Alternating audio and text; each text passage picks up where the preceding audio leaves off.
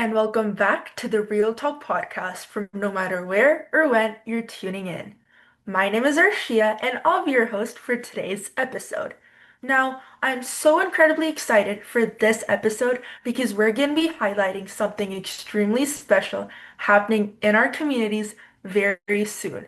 Well, that's Reaction for Inclusion's Youth Art Showcase and Pop-Up Shop, which is happening May 17th in the Ajax Convention Center.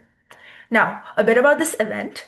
This event celebrates the creativity of youth with developmental disabilities by giving them the chance to display and sell their artwork, all centered around our theme, which is Connections That Count. For more information about the art showcase and the registration link, you can check out our Instagram, which is at Reaction for Inclusion.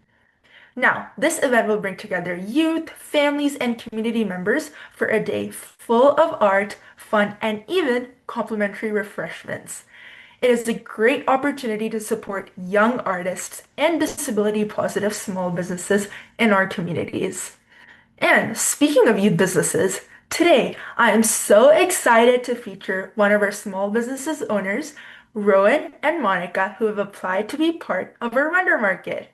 So, welcome to the Real Talk podcast, Rowan and Monica. Once again, we are so excited to have you both here today. So, just to start off, if you guys could tell us a bit about yourself and your company, Fidget Island, because I'm sure our viewers are very eager to learn about it. I am 25 and I live with my family in Richmond Hill, which is north of Toronto. Fidget Island is a family business. My father helps me with the printing part to understand how to operate the printers and take care of them. That's amazing. And my mom helps me with communicating by email on the phone and finding markets for us to go to. And even my sister sometimes helps by selling at markets. She also contributes by creating sunflower bracelets because sunflowers are the international symbol of hidden disability, like autism or learning disabilities or intellectual disabilities. Thank you so much for sharing about that. I actually didn't know about sunflowers being the symbol for different developmental disabilities. So thank you so much for sharing that. And your business sounds super interesting. So just tagging into that, what inspired you guys to start Fidget Island in the first place? 3D printers can be used to create many different kinds of things. When we first got ours a while after COVID started, one of the things we used for it was creating fidgets. Fidgets are objects that move in a way that can create a soothing sensory effect, or vibration, or sound, or look, or combination of any of those. Fidgets can help some people to feel more relaxed or calm. They can help some people to be able to focus better, like on auditory input, such as at school. They can help some people deal better with all the incoming stimuli that might come at them, especially in public places, which can feel overwhelming. I thought that the fidgets we make could be helpful to other people, so we gave it a try to sell them. We traveled to different in-person pop-up vendor markets where we set up our portable store, a 6-foot table with a sign showing our name and our merchandise displayed on the table and different standing or hanging displays. Sounds very cool. Now, a bit about your fidget toys itself. How do you create these fidget tools for your customers? So that being said, it could be receiving the orders, creating the designs itself, and using the 3D printing machine. There are literally millions, if not billions, of designs for 3D printers with more created every day. So a big part of what we do is to figure out which designs are worthwhile trying out. It is important to be careful about this because filament, the raw material of printing, is very expensive. And the more you use it for printer, the sooner it will break down. We spend time looking at different designs online, and then, if we think one is possible, we do a test print. That shows us if the design prints in a clean way, if it detaches from the plate properly, if the item breaks down easily, if it feels comfortable in your hands, if it is noisy, or if it takes too long to print. If all those parts are okay, then we ask family members and friends to test the objects and give us feedback. If it still feels and functions well for us and has positive feedback from others, then we try it out in the next pop-up market we go to and see how customers react. If they like it enough to purchase, then we might try printing in additional colors or sizes. It was so wonderful to hear about your entire process and especially the 3D printing machine itself because to be honest, I had no clue about it. So thank you so much for sharing that and I'm sure our viewers found it very interesting as well. Now, moving on to our next question, which is since starting Fidget Island, what is the most important lessons that you guys have learned about being leaders and business owners, really? I never really thought of myself as a leader. Maybe I thought myself more as an encourager. As a business owner, I think it is important to remember that it is okay to start small. You don't have to have a website right away, or a bricks and mortar store, or do social media every day. You can work up to all those things at your own speed.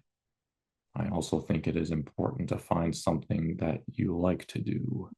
I have been to markets where there were other fidget sellers, but the ones I made myself and they were selling fidgets they bought online and resold. So don't be too worried if you have a business idea and think there is a lot of competition. There is room for many different variations and just need to figure out your own specific niche. That was amazing. Thank you so much. And I'm sure they're going to be super helpful for viewers as well who are also planning on starting their own small businesses, right? Now, next question is that, so first of all, we're just so excited to have you guys like apply to our art showcase and pop-up shop. So thank you so much for that. And like you guys said, this isn't your first time attending a vendor market. So I'm sure you'll be bringing lots of amazing experience. And a question about that is, what do you most enjoy about attending these vendor markets or events like these? We have participated in a dozen markets. It is a great feeling to see customers enter the market space and then be attracted to some to come towards your booth after they notice you. Yeah, for sure. Now, just tagging into that question a little bit is so you said you've attended a dozen markets. That's really incredible, first of all. So a question about that is why do you think it's so important for groups like us, so we're your reaction for inclusion, to highlight the artwork and just small businesses of youth with disabilities in general? Well, I completed high school, a peak employment support program, and a 2 year CIC college program with work placements. Even though I did all that, I still found it hard to find work opportunities. So I was spending a lot of time at home, and a lot of it was not productive. Creating art and working on small business are are two fantastic ways to spend time. They are both positive, productive, and help you feel more confident about yourself. They give you great topics of conversation for when you interact with other people, instead of saying nothing much when they ask you what you are doing. Reaction 4, inclusion, highlighting young people's art and business is really important for the disabled artists and business owners to encourage them in their work, to gain confidence and the energy to keep going through tough spots. Highlighting that art and those business is really important for the disability community to be inspired to try out their own ideas because they might think if that disabled person can do it, then so can I. And highlighting that art and those business is really important for the general public to understand that having a disability doesn't mean you are not creative or you don't have ideas, and maybe start to see you in an active instead of passive way. So thanks for holding these podcasts. Oh, it's our pleasure, and thank you so much. Your answer was so inspirational.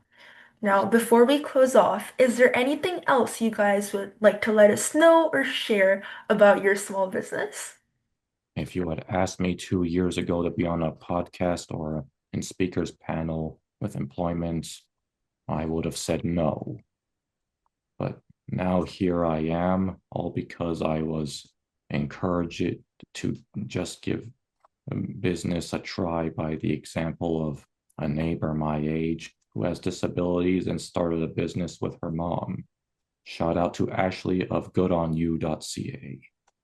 Also, I have started presenting an interactive workshop about 3D printing for different youth groups. I explain what it is, show slides, and pass around props for the audience to look at and touch.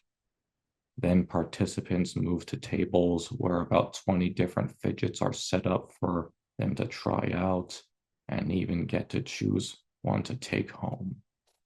If anyone listening would like me to present to their group, they can get in touch through our email or Instagram. Thank you so much for sharing all of that. And also, I noticed your guys' hats. They look amazing, by the way, if you guys want to share a bit about that. We have our logo on the hats, and we wear hats because sometimes the markets we go to are outside in the summertime. Mm. So we need a little bit of shade. No, I love that. And the logo, it's looking amazing. So, thank you so much, Monica and Rowan, for joining us today and sharing about your wonderful business, Fidget Island. All your answers were super inspiring for all our viewers and to me myself. So, thank you so much. And your insights on the 3D printer. Thank you so much once again. You like to see some of the fidgets? Oh, yes, for sure. Okay, you want me to show this one? Okay, so this is one example of a fidget that Rowan makes. This Oh, is wow. called a pangolin. It's a pangolin. So he's fully articulated, which means that all of the joints move separately. Mhm. He's like an awesome fidget for using at home. This is not a very portable one, but he's like great to play with at home. He's great to just sit on your bookshelf or your desk as a decoration Yeah. until you want to use him. And then when you want to use him, he can move in all kinds of different ways or sit on your shoulder like little pets. So he's one of my favorites of what Rowan makes. Oh my God, that is so amazing. And I love how it's like multi-purpose as well. Decoration, fidget on your shoulder. It's so unique and I just love it. So this is a pineapple. Again, something that looks very cool to sit on your desk or your, bookshelf or wherever. This is more of a home use product, but then it's Mm. also a fidget by moving. If you hold it up higher, Oh. yeah, so people can see properly, it doesn't keep this. Hold it up more so that people can, there you go. So very cool. And it makes a nice sound. It makes sort of a waterfall sound. Ooh. That's our pineapple. So this is an example of our attachables. So we have fidgets that are for home use and fidgets Hmm. that are more portable. You can take them out when you go out. This one is also attachable. I don't know if you can see. This is something Oh. you can attach to a zipper or a belt Hmm. loop or a backpack or a purse. And then this is our turtle, and you can use him with both hands. So Oh. he's kind of, and the flippers are also articulated. But the satisfying part is pressing on the shell because it has depth and it has Hmm. sound. So Oh. that's an example of our attachable. This is a teeny tiny. This is actually a pencil topper. So you can put it Ooh. on your pencil. So that's you have something to touch and play with and rotate around your pencil. That's a really small one, obviously. So we have different sizes and different purposes, and they're all created in-house and tested with neurodivergent people's needs in mind, but they're fun for everybody. So pretty universal kind of a Yeah, appeal. I love them. Well, the turtle keychain one is definitely gonna go in my school bag. I love it so much. So yeah, once again, thank you so much guys for joining us today. This podcast was super fun to film and I learned so much. So thank you so much. It was nice And to meet yeah, you. thank you. And thank you to everyone, our viewers, for listening to the Real Talk podcast every month. I hope everyone has a wonderful day ahead. And speaking of next month, see you all next month. Bye everyone.